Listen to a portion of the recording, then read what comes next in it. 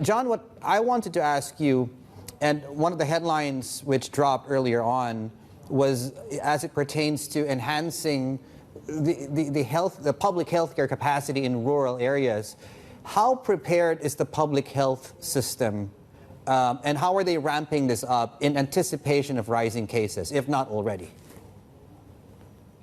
I think we've seen in Beijing this week a tremendous strain on the healthcare system. We've had lines at hospitals.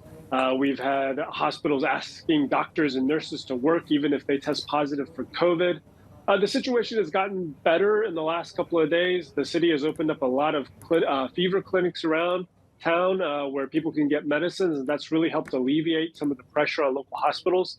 But this is in Beijing. This is in probably one of the best in terms of infrastructure cities in China.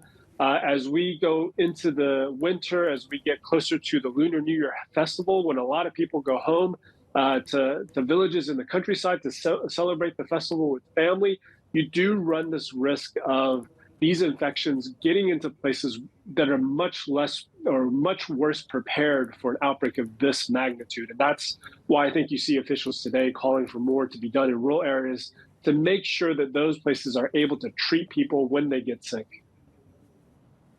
John, for a lot of companies and investors, it is about the reopening of the border between Hong Kong and the mainland. What are we hearing on that front, and might the rising cases in the mainland delay that?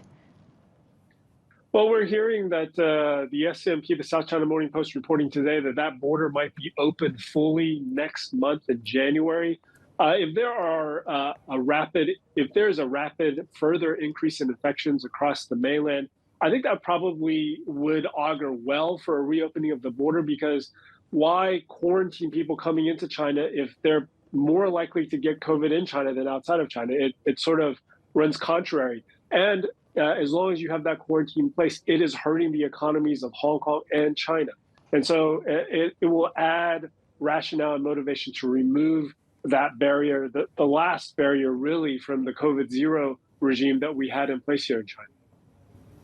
And maybe the focus then shifts further at looking at the economy. John, I wonder if you could clarify, is there a meeting taking place, this key economic work conference that I understand should be taking place right now? Is that something that has been confirmed or is actually happening? We understand that meeting is taking place at the moment in Beijing. It is a closed-door meeting, and so we don't normally get any reporting or information out of the meeting until its conclusion. Last year, the meeting ran for 3 days.